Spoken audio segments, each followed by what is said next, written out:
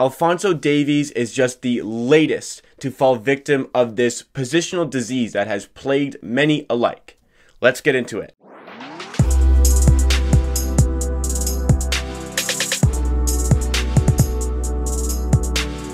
What is up, everybody? Jacob D. Rosario here with Amateur Hour Sports, where we give you raw and unfiltered sporting content Monday, Wednesday, Friday, and Saturday. So if it is your first time here and you like what you see, maybe you're interested in more sports insight, opinion, or even historical videos on the past of the sports we loved, make sure you subscribe to Amateur Hour Sports. Talking today about the death of the wide midfielders, specifically the wide midfielders whose dominant foot is on the wing they play on. So for Alphonso Davies, a left-footed player playing left midfield. And I said in the intro, Alphonso Davies is the latest victim, though I use that word very lightly because as we see in Alphonso Davies' position, it has turned out a lot for the better. Mainly, I want to talk about how a lot of our fullbacks in today's age that have been very successful were former wide midfielders who reverted back into that position because the way football has evolved in the last decade has catered towards wingers who can come inside onto their dominant foot. So a left-footed player playing on the right side or a right-footed player playing on the left side, coming inside, cutting in, drifting inwards to get involved and joining the attack rather than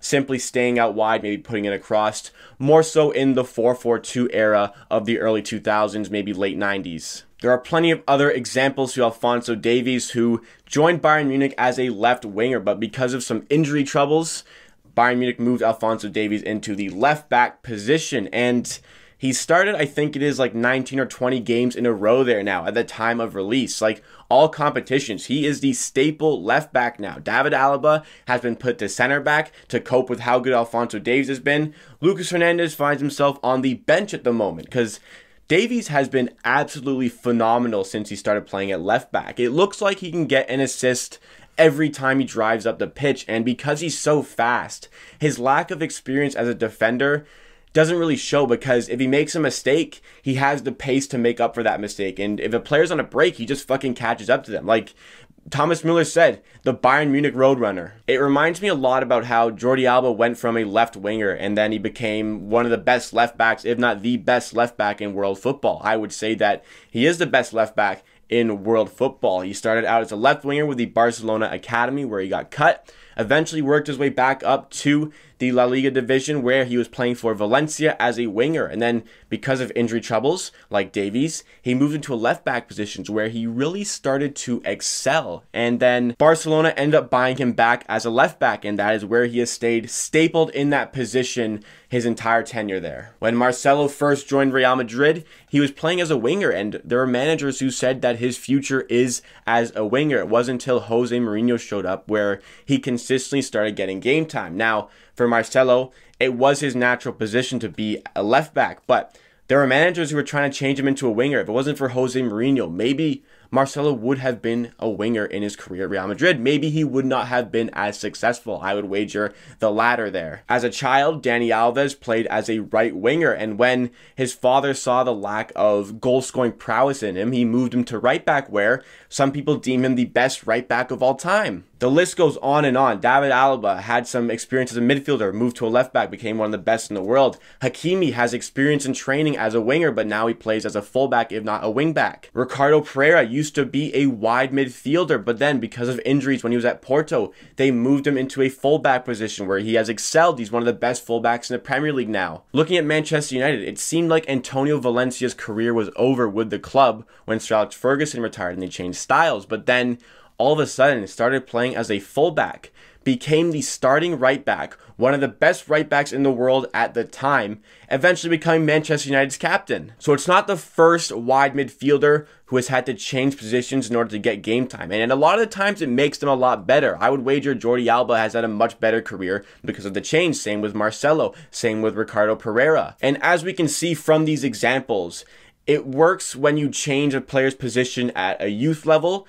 and you train them in order to be a fullback after you realize maybe their game isn't tailored towards the winger position, more so a fullback. But it also works for the aging players like the Antonio Valencias, whose career comes to a bit of a standstill, but then it gets revitalized at the fullback position because of how formation has evolved over time. I attribute the biggest evolution of formation going from a 4-4-2, as you can see, to a 4-3-3. I feel like as formation has evolved, the job for the winger in a 4-4-2 has become very similar to that of a fullback in a 4-3-3, especially in attack. So we start with the 4-4-2. The wingers are very wide. They spread out the pitch. They whip in the crosses. They come in late on the attack. Maybe they can join the strikers, but they mostly stay wide and put the ball in the box for the strikers. It's much more likely you'll have bigger strikers at this time, less nimble strikers. Obviously, it varies by team, it varies by country, but typically the 4-4-2 had that sort of style. The wingers went all the way up and down the pitch.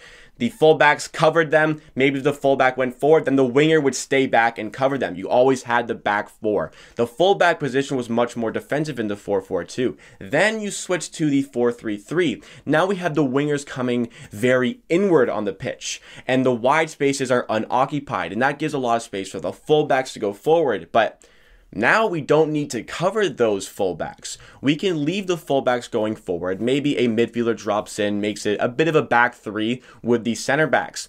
The fullbacks can drive forward in that occupied space, and now they are the ones tasked with going goal line to goal line on the pitch. Where in the 4-4-2, the wingers had that goal line to goal line approach, and they always stayed very wide. They spread out the pitch, got the balls in the box, but now in the 4-3-3, the fullbacks are tasked with that job. And if you have your fullbacks doing that job, let's look at the 4-4-2 again. You had less players in attack because the wingers always had the cover of the fullbacks. But now that the wingers are going inward and the fullbacks are going forward, we're seeing a lot more goals now because so many teams have that attacking prowess, so many talented players going forward at a time. We can also see the switch from a 4-4-2 or a similar 4-4-1-1 shifting into a 4-2-3-1 as well from the 4-4-1-1. And in this 4-2-3-1, we also see that there are a lot of attacking midfielders who occupy the wide midfield position. It doesn't just simply need to be a winger. If you have two quality attacking midfielders, like let's say Tottenham, back when they had Eriksen and Dele Alli both playing very well, Eriksen had to revert to a bit of a winger position, but he would drift very far inside, allowing Kieran Trippier to bomb down the right fullback position all the way up the pitch because Son was playing on the left, you had Harry Kane up top, Dele Alli as a 10, Eriksen on the right, but he played basically as a central midfielder, a central attacking midfielder that is, which gave Kieran Trippier so much space to come forward, and a very talented crosser of the ball, Kieran Trippier, found some success there. I think that in modern football, the most important position is your number 6. The second most important position is your fullback. For what you want to achieve with your tactics, you need your number 6 to be the most important, the tactician, the mind behind everything, but you need fullbacks capable of attacking, defending, and bombing up and down the field. They need to be able to do everything on the pitch. They need to be great attackers, great defenders, both in one-on-one scenarios. They need to be great passers of the ball. They need to be able to spread the ball with long passes, long diagonal passes over the top, and they need to be able to cross the ball. It's a heavy ask for the perfect modern fullback, and that is why they are so important. But if you can't have the perfect one, you focus more on their attacking ability rather than their defensive ability. So let's look at Alphonso Davies. He's not the best in one-on-one situations, but if you get by him, he'll just catch up to you because of how fast he is. But his attacking ability is so much better than his defensive ability. Like, it's so good that it's okay that he doesn't have that defensive ability because he's so talented going forward. And I'm not saying Alphonso Davies has no defensive ability. He does, but it's no lie that it's lacking a little bit, and his offensive game is so talented that it's what you need in that position. You can sacrifice defense for that attacking position for your fullback. That's how important it is in modern football to have that attacking fullback. You will literally play a winger in that position because you need them to be able to go forward. This is why top teams have not really used the 4-4-2 anymore. You never see top teams with the 4-4-2 anymore. The most recent examples I can think that use the 4-4-2, you could say RB Leipzig use that formation, but it's more of a 4-2-2 where the wide midfielders, usually you had Sabitzer and Emil Forsberg. Those players, when they played that position, they drifted inwards. They were more attacking midfield base, which still allowed for the fullbacks to drive up the wings as they came inside. They weren't really out and out wingers.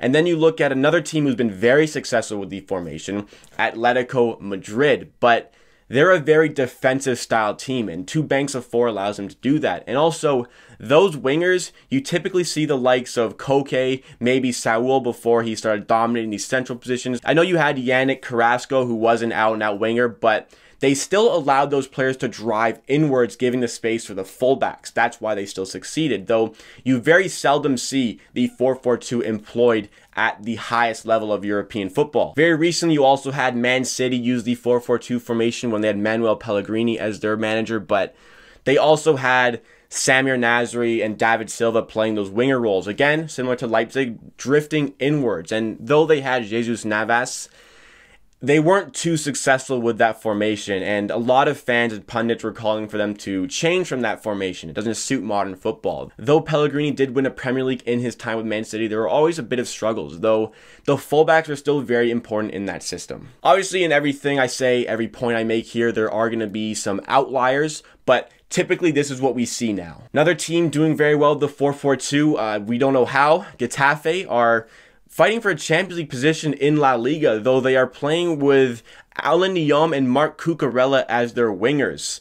Two fullbacks, a left back and a right back. And Alan Niom, not a great attacking fullback, playing as a winger. And I don't know how they're succeeding. It is not modern style of football. It is route one, run and gun up to the big lads up top. They have one of the worst passing percentages in Europe's top 5 leagues and some of the most yellow cards. They are shithousing their way to a Champions League spot. That is an outlier. The last real team to dominate with a 4-4-2 formation in modern football was Manchester United under Sir Alex Ferguson. And right after he left, it kind of ushered away the era of that formation. He was very successful at that. You know, in his later stages, he had maybe Ashley Young on the left, maybe Nani, Valencia on the right, who was tremendous in Ferguson's tenure. And then up top, Van Persie and Rooney a little bit behind him. You could say it was a 4-4-1-1, but it's also similar to a 4-4-2 in that regard. And that's simply because Alex Ferguson is the greatest manager of all time. He just got the best out of these players, and that was his system. He instilled that formation in their fucking brains, allowing them to thrive with that formation, but you just don't really see that happen anymore. Only teams who do not really thrive off of playing beautiful football, like Burnley, those teams are the ones using 4-4-2 these days, and the Getafes alike. So like I was saying, the 4-4-2 winger role can be assumed by the fullback, giving you more players in attacking positions. And in the early 2000s, those fullbacks in that 4-4-2 formations weren't the best ball players. You know, like Man United had